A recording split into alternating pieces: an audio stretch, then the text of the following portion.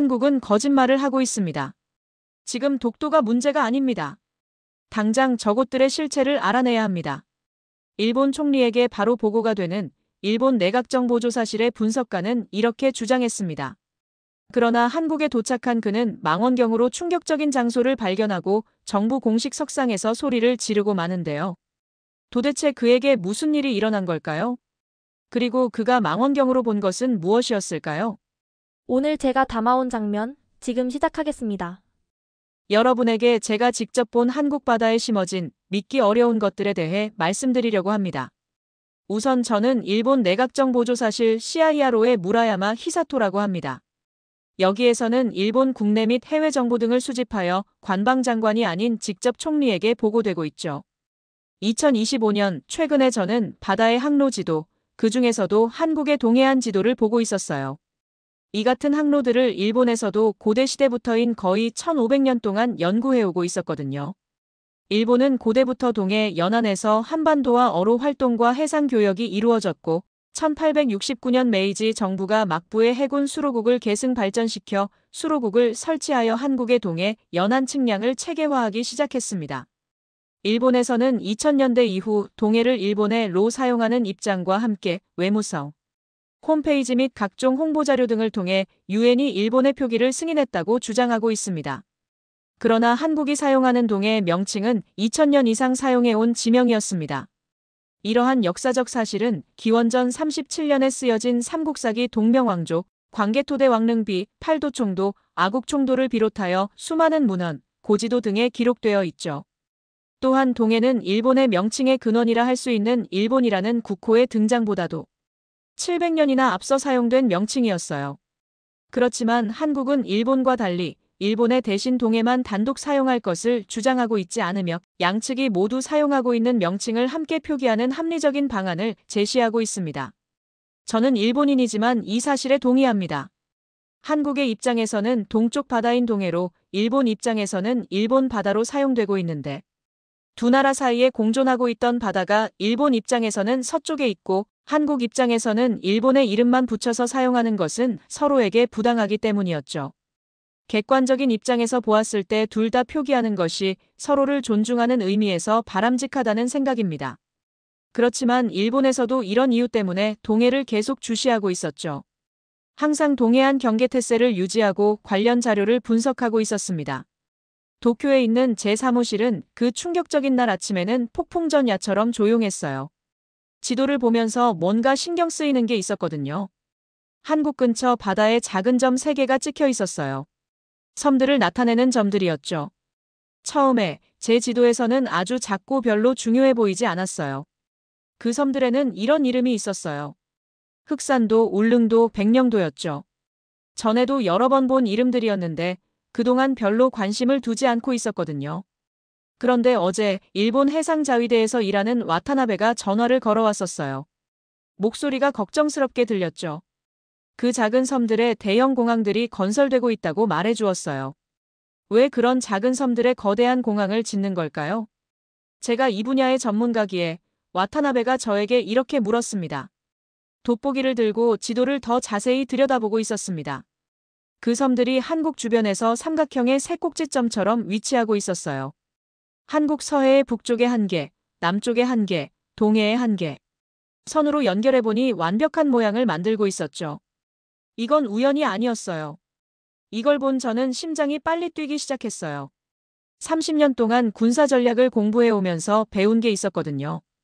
아무것도 우연히 일어나지 않는다는 거였어요. 정부가 뭔가를 지을 때는 이유가 있어요. 좋은 이유든 비밀스러운 이유든 말이에요. 그때 급하게 전화벨이 울렸어요. 무라야마 씨, 한국에 가셔야 할 것 같습니다. 전화 저편에서 목소리가 들려왔어요. 일본의 내각정보조사실 CIRO에서 연락 및 파견을 담당하는 마사이코였죠. 정부에서 급하게 전문가 파견을 요청했습니다. 무라야마 씨가 배정되었고요. 그 말을 들은 저는 등골이 오싹해지는 걸 느꼈어요. 마사이코의 연락은 정말 중요한 문제가 있을 때만 저에게 연락해왔거든요. 여러 나라에 영향을 줄 수 있는 문제들 말이에요. 저는 떨리는 목소리로 다시 물어봤습니다. 정부에서 정확히 뭘 조사하기를 원하시는 거죠? 한국에 있는 섬들의 공항들이요. 뭔가 이상해요. 한국 정부는 관광용이라고 하는데 일본의 위성 사진으로는 다른 걸 보여주고 있거든요. 전화를 끊고 나서 다시 책상에 앉았어요. 지도가 이제 다르게 보이고 있었죠. 위험해 보였거든요. 그날 밤 짐을 쌌어요. 정말로 그 섬들이 관광객을 위한 공항들일까 하는 생각이 온통 제 머릿속에 가득 찼습니다. 다음 날 아침 서울행 비행기에 올랐어요. 서울은 5년 전에 왔을 때와 똑같아 보이고 있었어요. 같은 높은 건물들이 하늘을 향해 뻗어 있었죠. 같은 바쁜 거리에 차들과 사람들이 가득했고요. 하지만 이번에는 뭔가 다른 느낌이 들고 있었어요. 다음 날 아침 호텔 근처 커피숍에서 김서희 씨를 만났어요. 한국 정부의 국토교통부에서 일하는 분으로 제 조사를 도와주기로 되어 있었거든요. 깔끔한 정장에 환한 얼굴로 저를 기다리고 있었습니다. 한국에 오신 걸 환영합니다. 무라야마 씨. 우리 섬들의 공항 프로젝트는 관광을 위해 아주 중요해요. 여기까지 그의 말을 들은 저는 어딘가 말을 하는 방식이 불편하게 느껴졌어요. 제가 모르는 뭔가를 알고 있는 것처럼 들렸거든요. 김서희 씨가 우리 둘의 커피를 주문하고 있었죠. 그거 모르셨나요? 많은 관광객들이 한국의 외딴 섬들의 아름다운 자연을 보고 싶어 하거든요. 저는 고개를 끄덕이며 동의하는 척했어요. 하지만 제 머릿속에서는 여전히 이해하기 어려웠습니다. 저는 해상 관광지 역시 수년간 연구해왔는데 날씨가 험한 작은 섬들은 보통 큰 비행기가 들어올 수 있는 공항이 필요하지 않아요. 무엇보다 그저 관광 목적 이 전부일 리가 절대로 없다고 생각했습니다. 활주로 건설비가 꽤 비쌀 것 같은데요. 저는 조심스럽게 말해보고 있었어요. 그러자 김서희 씨는 저에게 이렇게 대답했습니다. 관광객들을 제대로 모시려면 비용은 중요하지 않죠. 한국은 올해 2025년 하반기에 공사를 시작해서 2027년 흑산공항을 개항할 예정입니다. 흑산공항은 한국 돈으로 사업비 1,833억 원을 들여 68만 3천 제곱미터 부지의 길이 1.2km 활주로와 계류장, 터미널 등 부대 시설을 건설해서 50인승 항공기를 운영할 계획입니다. 쉽게 설명드리자면 국제 규격 축구장이 약 96개 들어갈 수 있는 크기죠. 그날 저녁 호텔방에서 서울의 불빛들을 내려다보고 있었습니다. 서울이 어둠 속에서 보석처럼 반짝이고 있었어요. 그러나 김서희 씨의 그 답변에 저는 아직도 의문이 남아 있었습니다.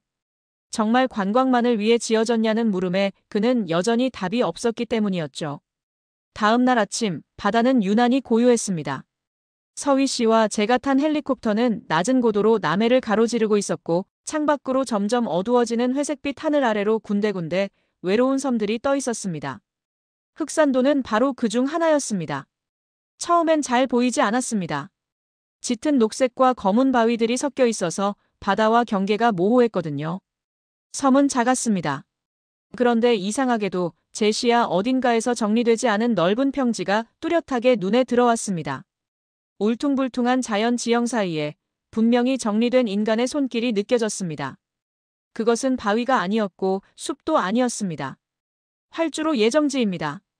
옆자리에서 조용히 말한 서희 씨의 말에 저는 반사적으로 고개를 돌렸습니다. 아직 공사는 시작되지 않았어요. 허가만 난 상태입니다. 하지만 땅은 이미 다 정리해놨죠. 착륙은 섬의 동쪽 끝, 임시 착륙장으로 예정된 콘크리트 부지에 이루어졌습니다. 헬기 문이 열리자마자 강한 바닷바람이 얼굴을 후려쳤습니다.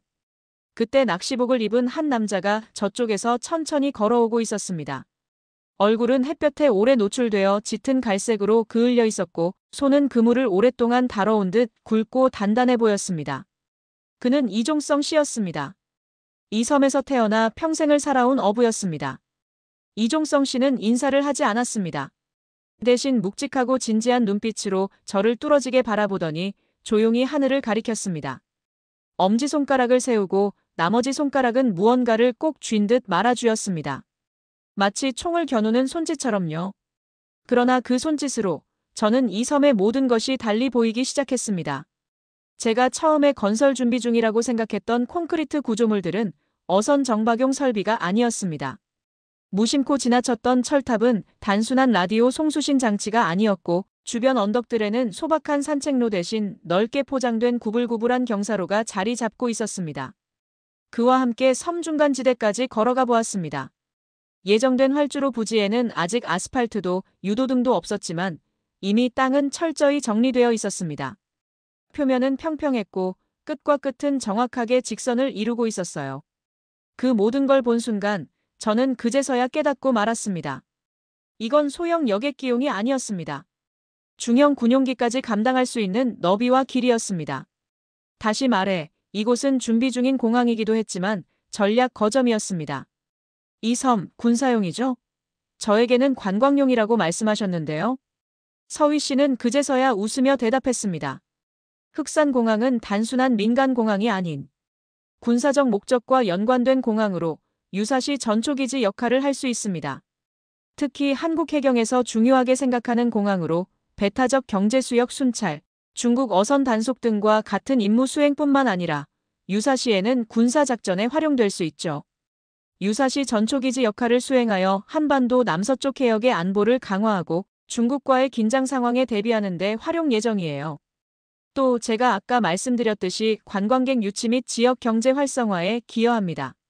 추가적으로 섬 주민들의 응급 구호 및 이송을 위한 필수적인 기반 시설 역할을 할 수 있습니다. 긴급하게 서울의 큰 병원으로 가야 하는 수술 상황에 언제들 대비할 수 있는 거죠.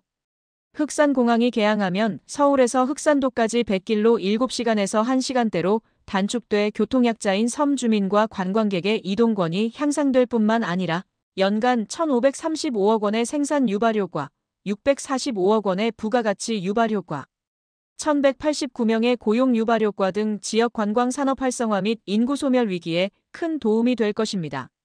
흑산도의 전체 인구가 겨우 1,700명대거든요. 흑산도는 위치가 아주 좋습니다. 서해, 남해, 그리고 태평양으로 빠지는 핵심 항로가 여기예요. 서희 씨는 해안 절벽 위를 가리켰습니다. 여기서 바라보는 바다가 앞으로 방어선이 됩니다. 서희 씨의 모든 설명에 저는 한마디 할 말이 없었습니다. 이종성 씨는 다시 제 곁에 다가와 바다를 한 번, 하늘을 한 번 가리켰습니다. 그러나 저는 말없이도 알 수 있었습니다. 이 섬이 공중과 수면을 동시에 통제하는 위치에 있다는 걸. 그는 더 이상 말을 하지 않았습니다. 하지만 제 안에서 어떤 결론이 천천히 자리 잡고 있었습니다. 한국은 섬을 만들고 있지 않았습니다. 섬을 무기화하고 있었습니다. 서희 씨와 제가 탄 헬기 날개가 다시 회전하기 시작했고 떠오르며 저는 마지막으로 아래를 내려다봤습니다. 그러나 흑산도는 여전히 작고 평화로워 보였습니다. 마치 아무 일도 일어나지 않은 듯한 고요함이었죠. 다음 날에 백령도로 가는 헬리콥터는 흑산도로 갔을 때와 달랐어요. 왜냐하면 이번에 저와 서희 씨가 탄 정부 헬기는 군용기였고 조종사 얼굴이 진지했거든요. 호위용 군용 전투기 2대가 우리 옆에서 날아가고 있었죠. 호위가 있었던 이유에 대해 저는 곧 알게 되고 말았습니다. 창밖을 내다보니 심장이 쿵쾅거리는 걸 보게 됐어요. 멀리 좁은 검은 바다 건너편에 북한이 있었거든요. 북한이 너무 가까워서 그쪽 해안의 건물들까지 보였어요. 바람에 날리는 그들의 깃발도 보였죠. 저는 그때 정말 이런 생각이 들었습니다. 이건 장난이 아니구나. 백령도가 아래쪽에 바다에서 솟아오르는 요새처럼 나타났어요. 하늘에서 봐도 온 곳에 군인들이 있는 게 보였거든요. 한국 해병대 제6여단 장병들이 군복을 입고 큰 무기들을 들고 있었어요. 해변에는 두꺼운 철조망이 거대한 거미줄처럼 덮여 있었죠. 콘크리트 벙커들이 언덕 뒤에서 숨어 있었고요. 착륙하니 헬리콥터 날개 소리가 절벽에 메아리치고 있었어요. 군복을 입은 키 큰 남자가 걸어오고 있었죠. 어깨가 넓고 등이 곧았어요. 조다로 사령관이었어요. 그가 악수할 때 악력이 단단하고 강했죠. 눈이 강철 같았어요. 그러나 저는 그가 처음 한 말에 한 대 맞은 것처럼 멍해지고 말았습니다. 서해 최전선 NLL에 오신 걸 환영합니다. 이건 그냥 공항이 있는 섬이 아니었어요. 실제로 전쟁이 일어난 곳이었거든요. 조다로 사령관은 2010년 3월 26일에 일어난 천안함 피격 사건에 대해 설명해 주었습니다. 백령도 근처 해상에서 대한민국 해군의 초계함인 PCC-772 천안이 북한 해군 잠수함의 어뢰에 의해서 격침된 사건이었죠. 저는 한국 장병들이 언제든 전쟁이 날 수 있는 두려운 상황 속에 매일을 살아가고 있다는 사실이 소름이 돋으면서도 한편으로 존경스러웠습니다. 심지어 한국의 해병대에는 군견병과 함께 폭발물 탐지하는 병사도 있었는데 실제로 침투 시도한 간첩을 군견이 먼저 포착한 사례도 한국에 있었습니다. 군인들이 무기를 준비한 채로 순찰하고 있었어요. 하늘을 계속 지켜보고 있었죠. 눈을 한 번도 멈추지 않고 계속 움직이며 수색하고 있었어요. 어떤 군인들은 아주 어려 보였어요. 아마 만으로 20살 정도였을 거예요. 하지만 군인들의 얼굴은 그에 맞지 않게 진지했거든요. 하지만 가장 무서운 건 북한이 얼마나 가까워 보이는지였어요. 두 나라 사이의 바다가 너무 좁아서 헤엄쳐서 건널 수 있을 것 같았거든요. 망원경으로 저쪽에서 사람들이 돌아다니는 것도 볼 수 있을 것 같았어요. 백령도의 상황을 들어서 어느 정도는 알고 있지만 북한까지 얼마나 되나요? 조 사령관에게 물어봤어요. 그러자 그는 북한 쪽 바다를 가리키며 말하고 있었어요. 16km요. 저기 건너편의 장산곳에서 북한 군인들이 우리를 지켜보고 있거든요. 그리고 우리와 같이 경계 태세를 하고 있어요. 조 사령관이 대답하고 있었어요. 날씨가 좋은 날에는 우리가 아침에 뭘 먹는지도 볼 수 있어요. 해가 천천히 기울어가고 있었고 언덕 아래로 보이는 해변에 굉음과 함께 중장비들이 움직이고 있었습니다. 활주로를 위한 터닫기 공사였죠. 새로 부어진 활주로 콘크리트는 매끄럽고 빛났죠. 그때 조다로 사령관이 제 옆으로 다가와 말했어요. 이 활주로는 그들에게 보내는 우리 한국의 메시지예요. 그의 목소리는 낮았지만 단호했어요. 우리가 무엇에든 준비돼 있다는 걸 보여주는 거죠. 그리고 이건 말이 아닌 구조물로 전하는 메시지입니다. 활주로 길이는 1200m로 계획되어 있었지만 저는 사령관의 눈빛에서 그것이 단지 시작이라는 걸 읽을 수 있었어요. 실제로 공항 부지 면적은 81만 4,600제곱미터에 달했고 이는 축구장 약 114개를 펼쳐놓은 규모였습니다. 미래에는 1700에서 1800m로 확장해 B737급 중형 항공기까지 운용 가능할 것이라는 계획이었죠. 콘크리트 차단벽에 앉아 섬의 분위기를 느꼈습니다. 흑산도가 관광공항이라는 이름 아래 무언가를 숨기고 있다면 백령도는 숨기지 않았어요. 천안함과 백령도의 지난날의 아픔을 언제든 몇 배로 돌려주기 위해서 그저 존재 자체로 보여주고 있었죠. 해병대 병력만 해도 이 섬에 5,000명, 주민까지 포함하면 만여 명이 상주하고 있었습니다. 하지만 섬은 조용했습니다. 이 조용함이야말로 백령도의 긴장이라고 할 수 있었죠. 밤이 깊어지자 군인들이 조를 이루어 순찰을 돌기 시작했습니다. 발소리가 밤 공기를 때리듯 울렸고 무전기에서는 간헐적으로 상황 보고가 흘러나왔죠. 모든 움직임은 정제되어 있었지만 그 정제된 질서 안에는 언제든 전쟁이 터질 수 있는 팽팽한 긴장이 흐르고 있었습니다. 저는 백령도의 위치가 갖는 의미를 떠올렸습니다. 서해 북방 한계선 NLL 바로 아래 제1차와 2차 연평해전, 천안함 침몰, 연평도 포격 사건이 벌어졌던 그 해역. 남과 북 그리고 중국 어선까지 얽히는 이곳은 동아시아의 가장 예민한 수역이었습니다. 게다가 백령도로 가는 길조차 어려웠습니다. 인천에서 촉회속선을 타고도 3시간 40분. 기상 악화와 야간 운항 금지 규정 탓에 1년에 100일 가까이 배가 멈추었어요. 그래서 이 활주로는 단지 국방의 문제가 아니었어요. 주민들의 이동권, 헌법적 기본권을 위한 기반이기도 했습니다. 백령공항은 단순한 시설이 아니라 이 섬을 육지와 잇는 유일한 희망이었습니다. 조 사령관은 마지막으로 이렇게 덧붙였습니다. 이곳이 언젠가는 평화를 위한 최전선이 될 수도 있겠죠. DMZ처럼. 그의 말에 저는 고개를 끄덕일 수밖에 없었습니다. 무기로 가득 찬 이 섬이 언젠가는 평화와 교류의 전초기지가 될 수도 있다면. 건설 예정인 활주로 부지는 괴물의 이륙장을 닮아 있었지만 동시에 그 빛이 누군가를 태우고 다른 미래로 가는 출발선일 수도 있었습니다. 내일은 마지막 섬을 방문할 예정이었어요. 하지만 그날 밤은 잠들 수 없었어요. 우리 모두가 전쟁과 위협의 경계선에서 얼마나 가까이 살고 있는지 마침내 이해했거든요. 서울의 한강공원에 돌아와서 일주일 전에 이 여행이 시작되었던 같은 벤치에 앉아 있었어요. 일주일이 지났지만 저는 아직도 백령도의 바람과 해병대의 눈빛을 잊지 못하고 있었어요. 저는 그 전략의 마지막 조각, 울릉도를 보기 위해 서휘 씨와 함께 떠났습니다. 이번에는 민간 항공편을 타고 있었어요. 서울 김포공항에서 포항을 거쳐 헬기로 갈아타고 있었죠.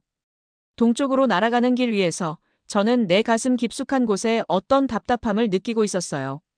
어쩌면 죄책감이었는지도 모르겠어요. 일본이라는 나라의 전략정보 담당자로서 제가 이 삼각형의 의미를 너무 늦게 알아차리고 있었던 게 아닐까 하고요. 울릉도는 상공에서 보면 완벽한 타원형으로 떠 있었어요. 녹색과 암석이 서로를 감싸 안은 채로 둥글게 펼쳐져 있었죠. 섬의 중심엔 성인봉이 솟아 있었고 그 주변으로 마치 용의 등처럼 이어지는 능선들이 바다로 이어지고 있었어요. 그런데 마치 섬의 동맥처럼 한가운데에 하얗게 반짝이는 선 하나가 선명히 나타나고 있었어요. 바로 울릉공항의 활주로 지지대인 콘크리트 구조물 케이슨이었죠. 정확히 1200m. 폭은 36m. 이건 더 이상 우연이라 말할 수 없었어요. 지금은 준공을 앞두고 있었어요. 국토교통부 직원인 서위 씨에 따르면 울릉공항은 2028년 말 개항 예정이며 2020년부터 약 8천억 원을 들여 건설되고 있었어요. 활주로와 계류장, 여객터미널, 부대시설이 완공되면 50인승 ATR 72급 항공기가 서울 김포공항과 울릉도를 정기적으로 오가게 될 예정이었어요.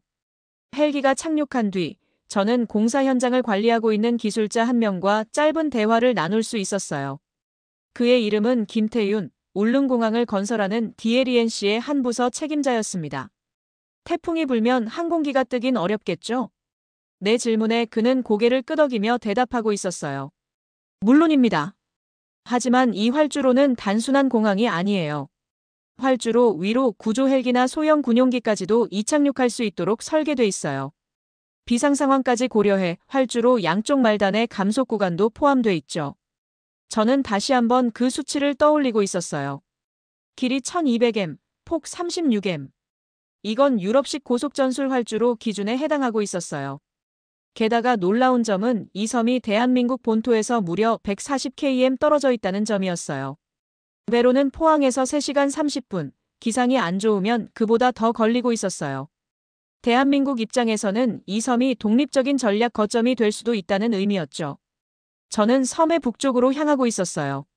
성인봉 아래 해안가에는 울릉도 해양경비안전센터라는 간판이 붙은 단층 건물이 놓여 있었고 그 근처에서 전자신호감지용 레이더 타워가 조용히 회전하고 있었어요. 그곳에서 만난 한 경찰관은 익명을 요청하고 있었지만 이런 말을 남겼어요. 한국에선 절대 일본해라는 말 안 씁니다. 우리한테는 언제나 동해죠. 저는 가볍게 고개를 끄덕이고 있었지만 그 말은 머릿속에서 오래도록 맴돌고 있었어요. 저는 그 입장을 완전히 이해하고 있었어요. 울릉도에 서서 바다를 내려다보니 이곳은 확실히 한국의 동쪽 바다였어요. 그리고 이 지점에서 바다의 이름이 곧 국경이 되고 정체성이 된다는 사실을 실감하고 있었어요. 해가 기울 무렵 저는 섬 남쪽 끝에서 다시 활주로를 바라보고 있었어요. 아직 활주등은 꺼져 있었고 길게 뻗은 시멘트의 선명한 흰빛만이 저물어가는 태양 아래 어렴풋이 빛나고 있었어요. 그 순간 울릉도 바깥의 수평선 너머로 무언가 번뜩이고 있었어요. 해군 초계함이 지나가고 있었던 거였죠. 대한민국 해군은 울릉도 인근 해역에 동해 함대를 주둔시키고 있었고 근처 독도와 함께 해상 주권 감시를 지속하고 있었어요. 일본에서도 독도를 다케시마라 부르며 영유권 주장을 하고 있었지만 한국은 독도에 365일 경찰을 상주시키고 헬기장과 레이더 기지를 운영하고 있었어요. 울릉도는 그 독도를 실질적으로 지원하고 있는 전진기지가 되고 있었어요. 그제서야 저는 삼각형의 마지막 꼭지점이 왜 이곳이었는지 깨닫고 있었어요. 백령도는 북한의 심장과 마주한 창이었고 흑산도는 남해 항로를 제어하는 검이었으며 울릉도는 독도와 동해를 지키는 방패였어요. 그 삼각형은 단순한 국토방어선이 아니라 한국이라는 국가가 자신만의 방식으로 말없이 그러나 강하게 설계하고 있는 존재의 외곽선이었어요. 저는 다시 한번 확신하고 있었어요. 한국은 전쟁을 준비하는 나라가 아니라 전쟁이 스쳐가도 사라지지 않는 나라라는 걸요. 그게 제가 보고 있었던 한국 바다의 진실이었어요. 그리고 그것은 일본의 제 사무실에서도 지워지지 않을 기억으로 남아있을 거예요. 오늘의 장면 여러분은 어떻게 보셨나요?